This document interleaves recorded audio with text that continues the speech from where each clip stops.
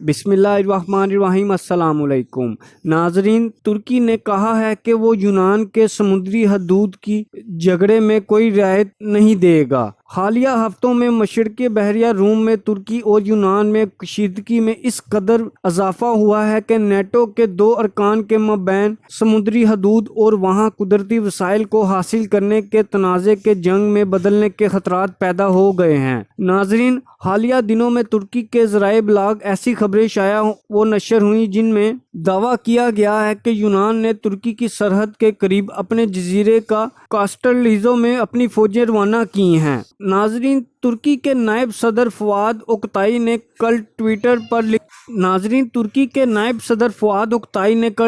پر لکھا کہ ترکی نے شمالی قبرص میں موجود فورسز کے ساتھ 5 روزہ عسکری مشقیں شروع کی ہیں، جنہیں طوفان روم کا نام دیا گیا ہے۔ قبرص یونان اور ترکی کے درمیان تقسیم ہے ہی ترک جمہوریہ شمالی قبرص کو تسلیم کرتا ہے۔ نائب صدر اوکتائی نے کہا کہ مشرقی بحیرہ روم میں سفارتی طریقوں کے ساتھ ساتھ ہمارے ملک اور TRNC کی سیکیورٹی ترجیحات میں ناقابل سمجھوتہ ہیں۔ ترکی نے کہا کہ یونان اس خطے کی موجودہ حیثیت کو تبدیل کر رہا ہے، جو عالمی معاہدوں کے تحت غیر فوجی علاقہ ہے۔ یونان نے اس رپورٹ کو مسترد کرتے ہوئے کہا کہ گارڈز کو تبدیل کرنے کی معمول کی کارروائی تھی۔ مزید ڈسکس کرنے سے پہلے اس ویڈیو کو لائک کریں اور جن دوستوں نے نیٹ ورک نیوز کو سبسکرائب نہیں کیا وہ سبسکرائب کریں اور ساتھ موجود بیل آئیکن پر کلک کریں۔ ناظرین، یونان کا یہ جھوٹ جزیرہ کلسٹریلو ترکی کے ساحل سے صرف 2 کلومیٹر دوری پر ہے۔ یہ دونوں ملکوں کے درمیان کشیدگی کی ایک بنیاد ہے۔ اقوام متحدہ کے سمندری قانون کے مطابق کسی ملک کا اپنی حدود کے اندر 200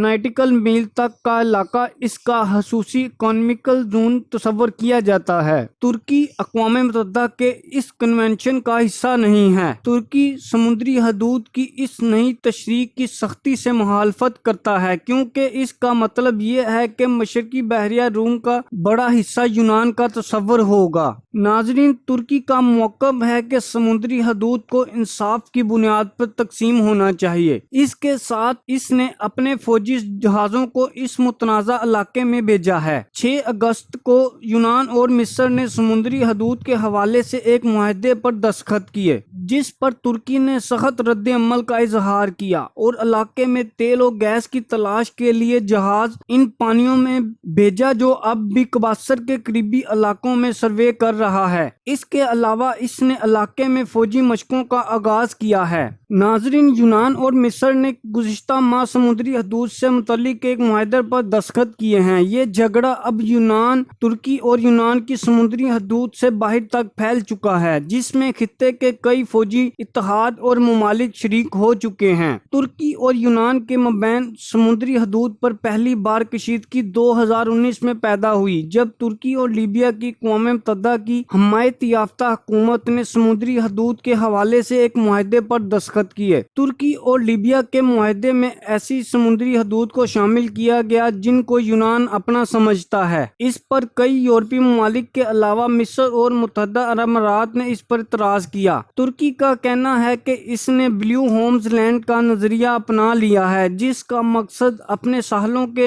ارد گرد سمندری حدود کو محفوظ بنانا ہے۔ ناظرین، ترکی کے حکام کا کہنا ہے کہ وہ کسی ملک کو اسے جنوبی ساحلوں پر محصور بنانے کی اجازت نہیں دے گا۔ ترکی کے نائب صدر فؤاد اوکتائی نے گزشتہ ماہ کہا تھا کہ انقرہ ان تمام نقشوں کو پھاڑ دے گا جو ان کے ملک کو محصور کرنے کے لیے بنائے گئے تھے۔ ترکی کے صدر اور دوسرے اہلکار جارحانہ بیان بازی کے ساتھ ساتھ مسئلے کو بات چیت کے ذریعے حل کرنے کا عہد کرتے ہیں۔ صدر اردگان نے 26 اگست کو ایک تقریر میں کہا، ہم چاہتے ہیں کہ ہر کوئی دیکھ لے کہ ترکی ایسا ملک نہیں رہا جس کے عزم، حوصلے اور صبر کو آزمایا جا سکے۔ ہم سیاسی، فوجی اور معاشی طور پر سب کچھ کرنے کے لیے پرعزم ہیں۔ ہم کوئی رعایت دینے پر تیار نہیں۔ جب ترکی اور یونان کے مابین کشیدگی بڑھی تو نیٹو اتحاد کے ان ارکان نے اپنی پوزیشن کو مستحکم کرنے کے لیے خطے کے اتحادوں سے مدد کے لیے رابطہ کیا۔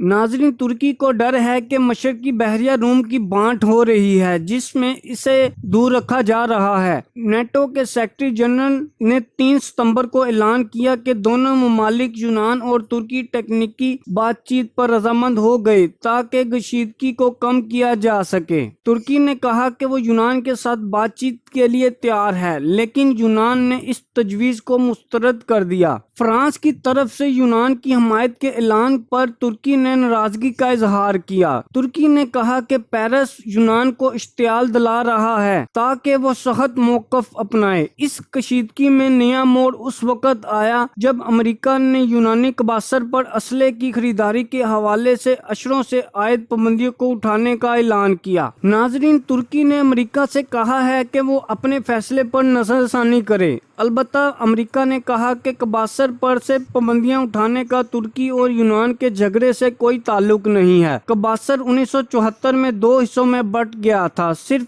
ترکی ترکش قباصر کو تسلیم کرتے ہیں۔ کچھ لوگوں کا خیال ہے کہ ترکی کے جارحانہ بیانات کی وجہ سے مذاکرات کی میز پر بیٹھنے سے پہلے اپنی پوزیشن کو بہتر بنانا ہے۔ ترکی کے ذرائع ابلاغ کے مطابق ایک غلط قدم دونوں ملکوں کے مابین جنگ کا آغاز کر سکتا ہے۔ ناظرین، یونان کی اشروں سے یہ کوشش رہی ہے کہ وہ اس جھگڑے کو عالمی عدالت میں لے جائے بغیر اپنی پوزیشن کا دفاع کرے۔ یونان کی یہ کوششیں اب تک بے سود ثابت ہوئی ہیں۔ یونان کے ذرائع ابلاغ کے مطابق جرمنی اور فرانس کے اس تنازع میں شریک ہونے سے یہ بات واضح ہے کہ یونان کو آخرکار مذاکرات کی میز پر بیٹھ کر 2 طرفہ جھگڑوں کو حل کرنا ہوگا۔ بظاہر ایسا لگتا ہے کہ یونان کو احساس ہو گیا ہے کہ اس مسئلے کو بات چیت کے ذریعے ہی حل ہونا ہوگا اور اسی لیے اس نے اپنا کیس تیار کرنا شروع کر دیا ہے۔ یونان اور مصر کے مابین سمندری حدود کے معاہدے کو اسی تناظر میں دیکھا جا رہا ہے۔ اس معاہدے کے پہلے مرحلے میں یونان نے اپنی حدود کا جو نقشہ پیش کیا، اس میں اس نے ترکی کی سرحد سے 2 کلومیٹر دور کسٹرلیزو کو اپنا خصوصی اکنامکل زون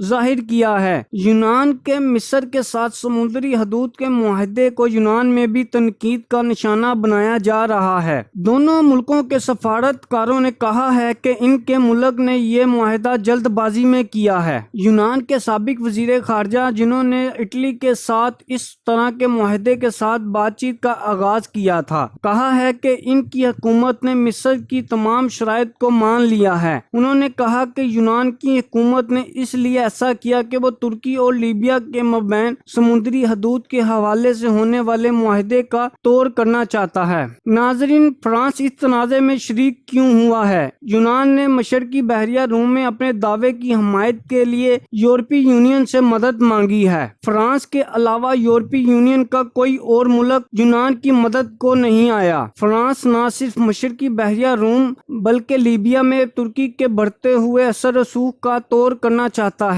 لیبیا میں اقوام متحدہ کی حمایت یافتہ حکومت ترکی کی فوجی مدد سے اپنی پوزیشن بحال کرنے میں کامیاب ہوئی ہے۔ ناظرین، فرانس کے ذرائع ابلاغ میں یہ بات سامنے آئی ہے کہ بحیرہ روم میں معاملہ قدرتی وسائل کی تلاش سے بڑھ کر ہے۔ فرانس کے سرکاری ریڈیو چینل فرانس انٹر نے کہا ہے کہ جب ہمیں معلوم ہوا کہ متحدہ عرب امارات کے جنگی جہاز یونان کی فضائی مشقوں میں شریک ہیں تو ہم اسے صرف گیس و تیل کی تلاش کا معاملہ نہیں کہہ سکتے۔ ناظرین، فرانسی ایڈیشن میں شائع ہونے والے ایک ادارے میں کہا ہے کہ جب امریکہ اس خطے کی حفاظت سے پیچھے ہٹ رہا ہے، فرانس چاہتا ہے کہ اسے بحیرہ روم کا محاذ تصور کیا جائے۔ فرانس نے یونان کے موقف کی حمایت میں خطے میں اپنے رفال جنگی جہاز اور بحری جہاز بھیجے ہیں۔ کچھ لوگوں کا خیال ہے کہ امریکہ کے خطے میں عدم دلچسپی کے بعد نیٹو اتحاد میں جو خلا پیدا ہوا ہے، ترکی اسے پر کرنا چاہتا ہے، جو فرانس کو قابل قبول نہیں اور وہ اس کی مخالفت کر رہا ہے۔ فرانس کے برعکس جرمنی ترکی اور فرانس میں کشیدگی کو کم کرنے کے لیے سفارتی کوششیں کر رہا ہے۔ جرمنی کے وزیر خارجہ نے گزشتہ ہفتے ایتھنز اور انقرہ کا دورہ کیا۔ انہوں نے خبردار کیا کہ دونوں ملک آگ سے کھیل رہے ہیں۔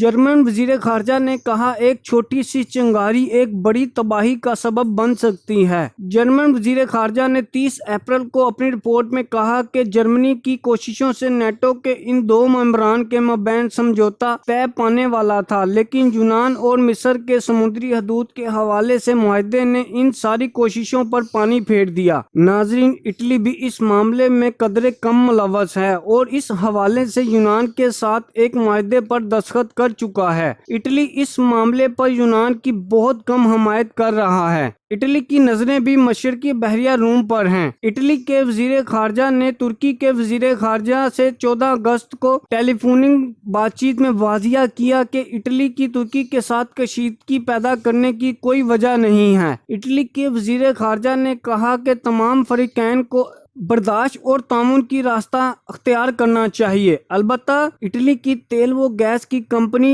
INI इस वक्त यूनान और कबासर की कंपनियों के साथ मिलकर तवानाई की तलाश कर रही है और यूरोपीय इत्तेहादियों के मफादात इसकी अवलीन तरजीह हैं। इटली की इस पॉलिसी की तस्दीक मिस्र को 2 फ्रैगेट फरोख्त करने के सौदे से भी होती है। नाजरीन, रूस भी इस मामले में कूद पड़ा है। हालिया दिनों में रूस भी नेवी की मशकों के साथ इस झगड़े में कूद गया है। सरकारी तौर पर रूस इनकार करता है कि वो इस तनाज़े में किसी एक फरीक की हमायत कर रहा है। तुर्की हिते में खुसूसन शाम में रूस का इत्तेहादी है। रूस की वजारत खारजा की तर्जमान ने कहा है, अगर झगड़े के 2 फरीकों में से एक आपका फौजी या सियासी इत्तेहादी हो, इससे कुछ फर्क नहीं पड़ता, लेकिन मशरकी बहरिया रूम में रूस की 2 बहरी मशकें ये पैगाम दे रही हैं कि वो एक इलाकाई ताकत है और वो चाहता है कि इसके मफादात का भी ख्याल रखा जाए। तुर्की ने जो सख्त मौक़िफ़ अपनाया है, इसकी बुनियादी वजह इसे